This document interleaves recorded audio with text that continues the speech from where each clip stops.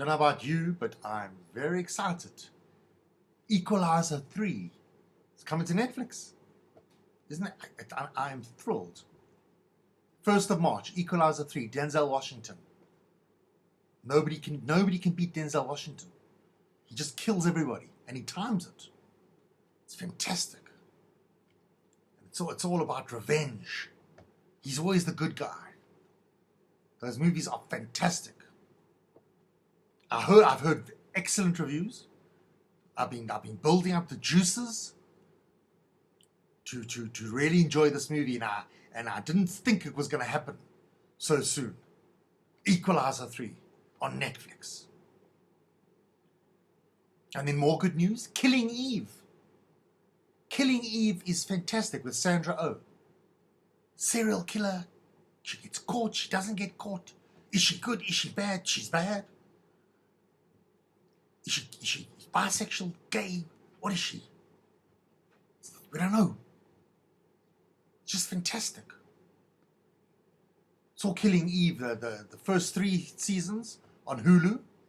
We used to have Hulu. Those were the days. We used to have everything. Hulu, Disney, Apple. We just subscribed to everything.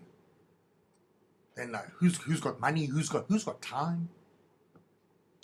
So now we got Netflix, and then recently Amazon. Amazon, quite happy. A lot of nice documentaries on Amazon.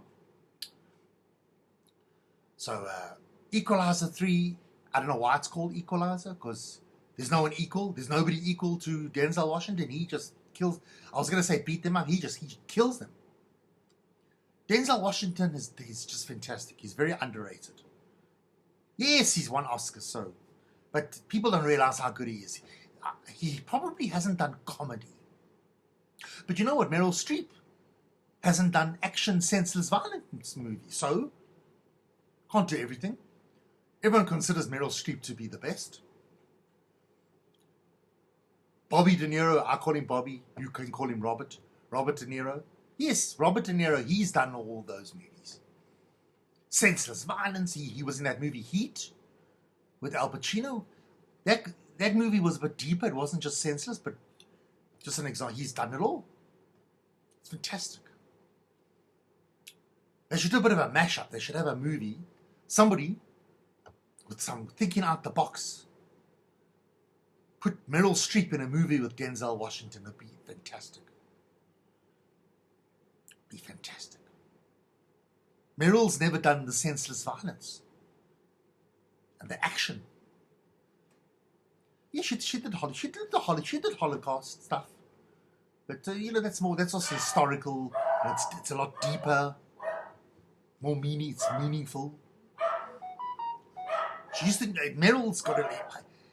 Meryl, I suppose Meryl will be better as the evil leader, like the henchman, not the henchman. No, the henchman's the sidekick evil guy.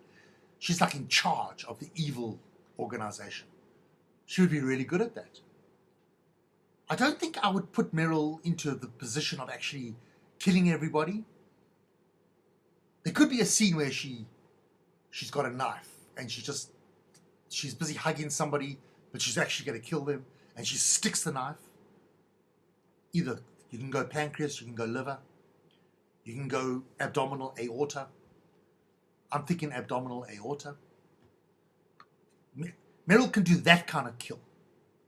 But she wouldn't do the Denzel where I can't picture Meryl with a stopwatch and killing everybody in 12 seconds.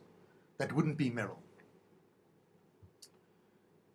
So I think, look, I needed good news. I don't know about you. So many terrible things happening. There's so many stories. All these countries, Senegal, Pakistan, DRC. Alexei Navalny, leader of the opposition in Russia, dead. I saw that headline. I got such a shock. I thought, what? This Vladimir Putin, he's answerable to nobody. He does what the hell he wants. Alexei Navalny, he was poisoned 2 or 3 times. He was in a coma and nearly died. He was in Germany. They fixed him up. They brought him. They treated him. So the sensible thing would be to stay in Germany. No. Alexei Navalny gets onto the first Antonov 30 aeroplane, and he's off back to Russia. Even I knew he'd be arrested as he got out of the plane. If only because the movies. If only because the movies where Alexei Navalny, he was moved around.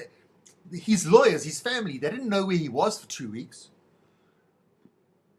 This was a few months ago.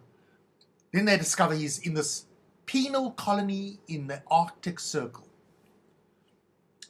1,200 kilometers away from Moscow. And there was a recent video conference where he looked in reasonably good health. He always kept good spirits, apparently, even under the trying, terrible circumstances. The conditions in this penal colony were just horrific. Hygiene, horrific. Alexei Navalny was put in a cell with a mentally disturbed man who was howling and going crazy all the time. So I don't know what sleep he got. Then there was another cellmate that he was hygiene, didn't have any hygiene. Let's pull this down, I think. Yeah. So we don't have any details. I don't think we'll ever get all the details. Alexei Navalny apparently or allegedly he was walking, he felt weak, he passed out, lost consciousness, dead.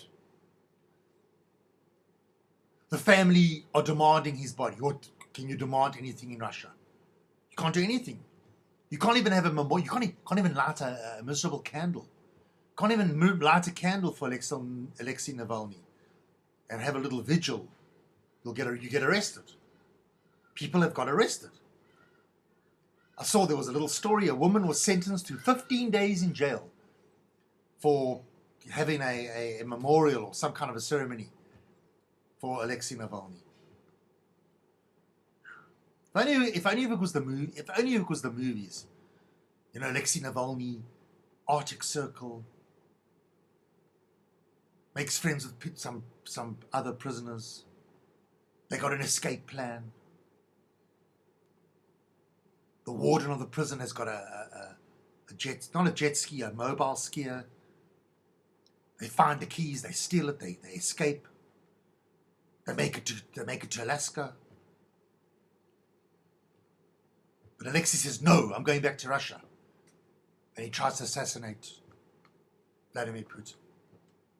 Now that could be a story. But it's fantasy. He's dead. Alexei Navalny can't do it. Just what goes on in the world.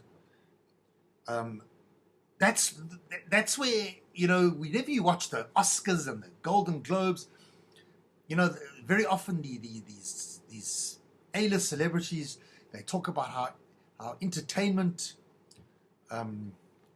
brings the world together, and I don't know, just gives some kind of hope. And I got thinking about that. Imagine back in October last year, or earlier, July, June last year. Picture it. Gaza Strip. Mohammed, you've got paragliding lessons today. No, Ma, I'm watching Killing Eve. Imagine if they had Netflix in the Gaza. They'd be distracted. They'd be happy. Hey, paragliding lessons. You didn't go last week to paragliding lessons. No, Ma, watching The Equalizer. Can you imagine? You need distraction. That's what these countries. That's what these people. They need a bit of joy. They need a bit of joy in their lives. They don't have joy. I think that's the problem. I mean, you think in Pakistan? They can watch porn. DRC, they don't have all the, you know. If you're in South Africa, yes, we've got terrible poverty, and 50%, half the population in South Africa is not living so great. But here's the difference. You'll see satellite dishes in some of the poorest communities. There's a satellite dish. Denzel Washington is still. That's the way I see it. Damon, you're being flippant. It sounds like I'm being flippant. But if you think about it, when times you need a bit of escapism. Escapism is the way to go. That's the way I see it. Nachon,